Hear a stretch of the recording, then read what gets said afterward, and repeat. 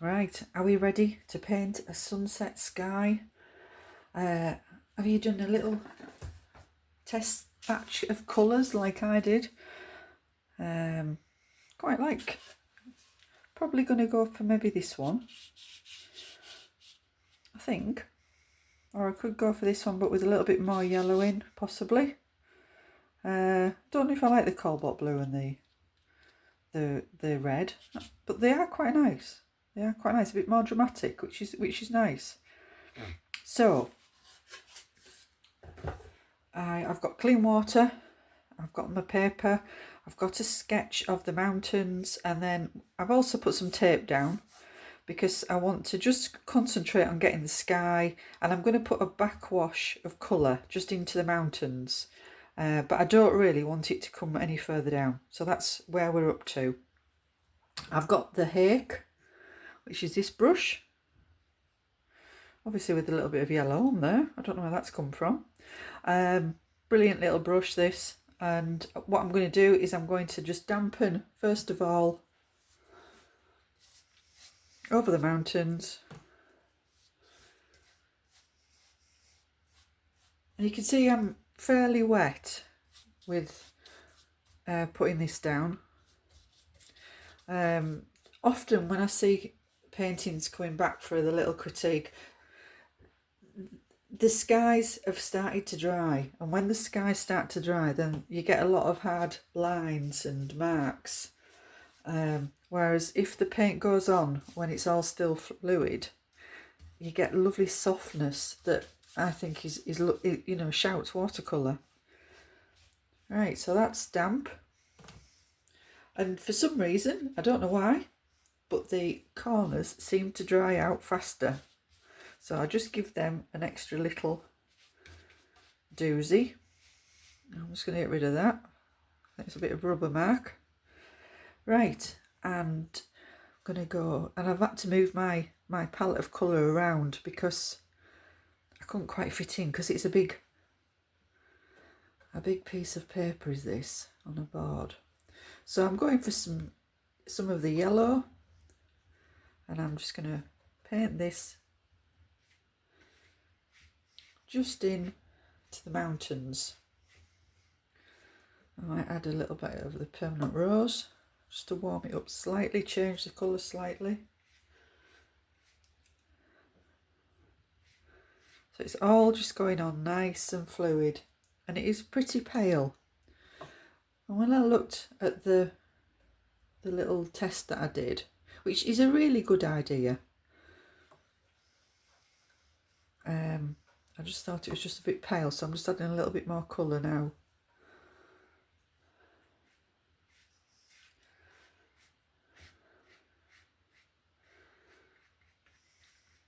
And a bit more of the permanent rose.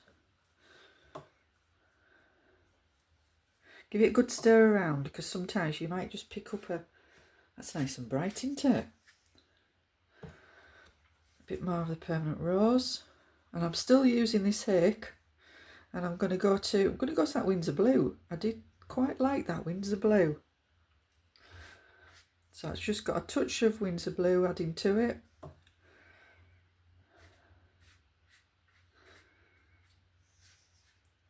And you can see how this has gone in these little sections. It's because I haven't stretched it properly.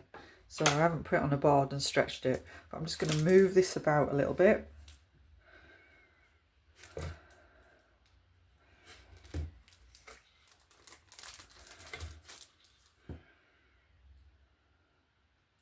Just by moving it about, you get the paint to do things that is difficult to paint. I'm just getting that down into there.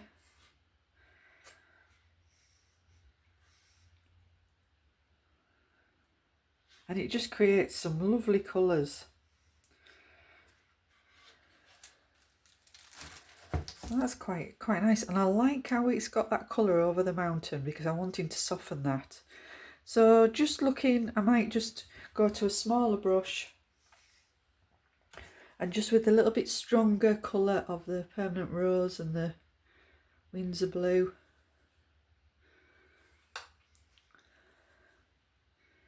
Just going to add a few little That's probably a bit too small a brush actually, so I'm just going to go a bit bigger.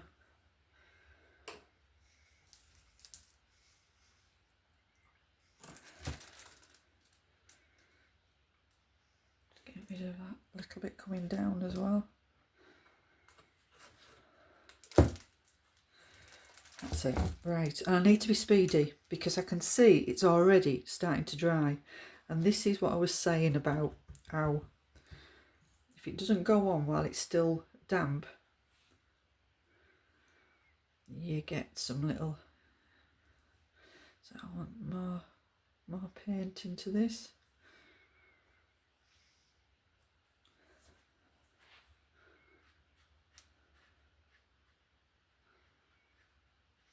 Oh, there's those little sweepy clouds that are just about.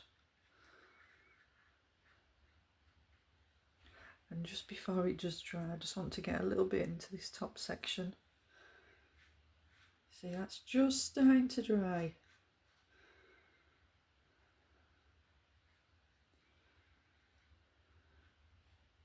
Right, I'm going to put the brush down and I'll come back when it's dry. We'll see how it's come along. Welcome back.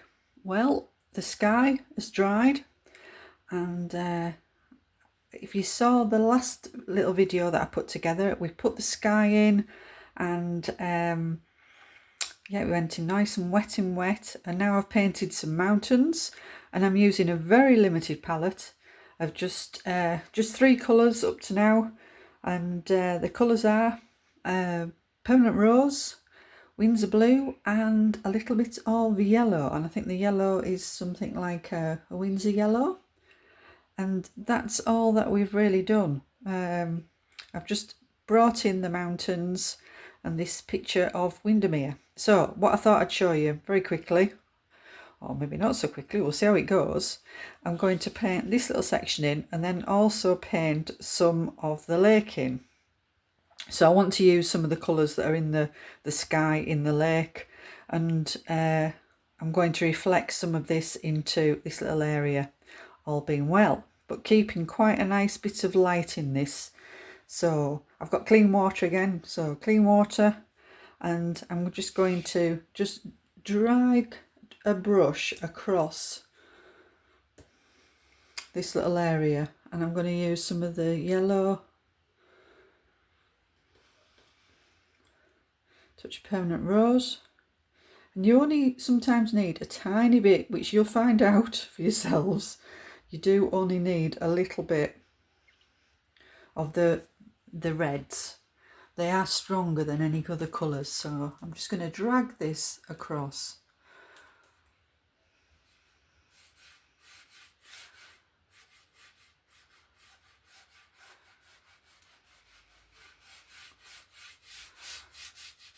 I don't want too much, I just want to have a little bit into here, so I'm just going to soften some of this just with some clean water. That as well just gives me time to think about what I am doing, instead of just painting all of this, because I might come in with something deeper here, or I might keep it light, I'm not sure. But just for the time being, I just want to soften this just with clean water.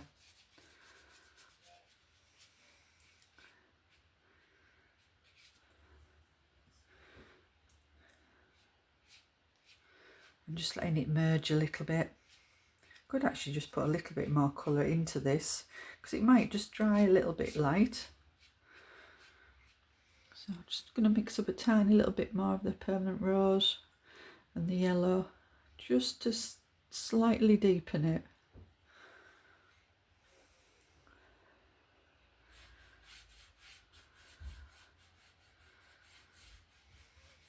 Doesn't want much, just a little bit of just warmth possibly.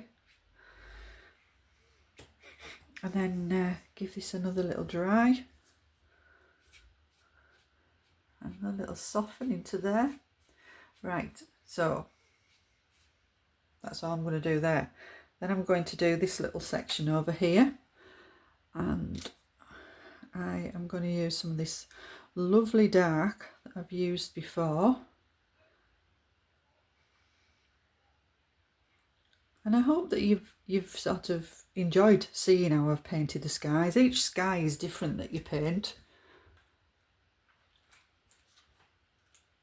And it's nice sometimes just letting the watercolour dictate sometimes to you.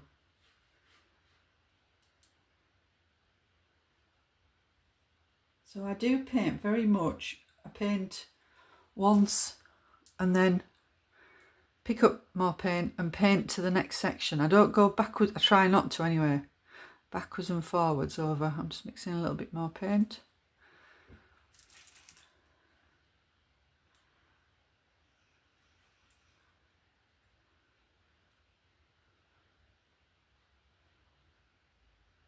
So I'm just using this one brush.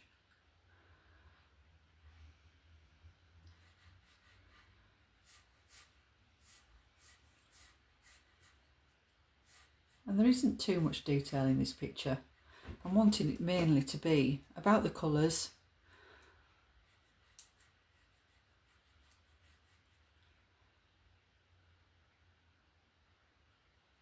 and some of the washes.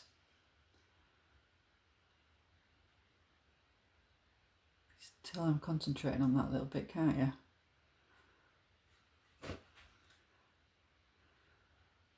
that little tiny little bit in there. That's it.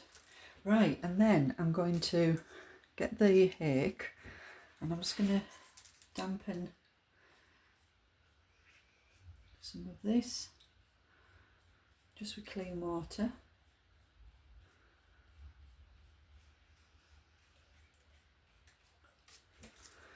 This is the frightening bit. And then just underneath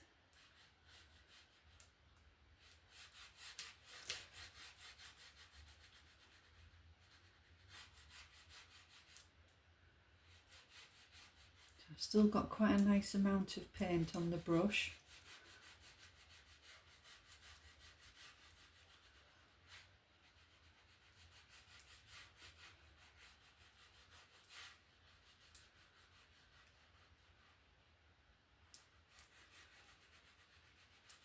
So it's just touching into that very just dampened paper.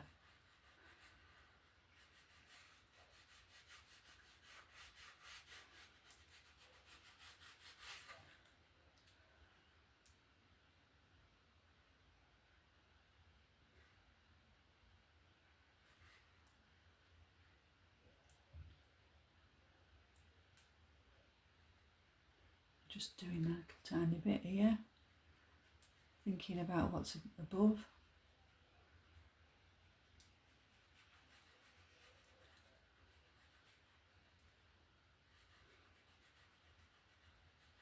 And just bringing that down a little tiny touch.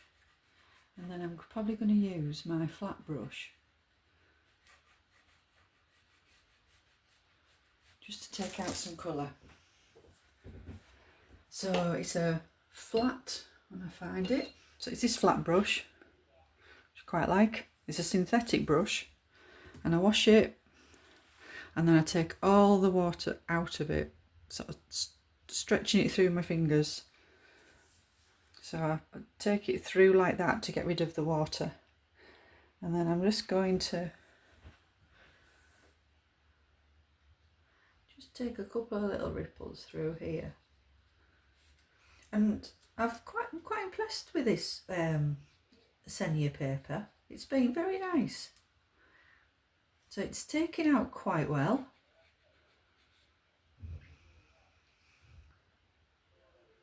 Right, so I think I'm going to put the brush down, have a little look.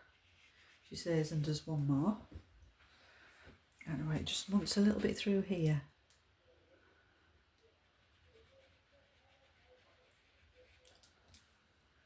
Right, so I will come back and I'll let you know how it is when it's all finished. But I hope that you've enjoyed the sky, putting a little bit into the lake, keeping to a limited palette. And if you fancy doing the online course, the Windermere Sunset Picture is Project 3, and you get all the written details and another video with full video. and a little bit of feedback as well on how your paintings come on. All right, look forward to seeing you soon. So here we have, I think it's just about finished. It just needs to dry, and a little signature maybe in here, and you can see that I've added just a little bit more reflections, a touch more colour just down into this little bottom section. Try to keep some of the white of the paper. I think that is important. It gives an extra tonal range into this picture, and I hope that you know, you've got some inspiration to go on and do a sunset painting. And the thing about the watercolours is using the water as well, and lots of clean water. It's amazing how dirty that you can use your pots and keep cleaning your palette. It's all important. And there we go. We have the sunset picture.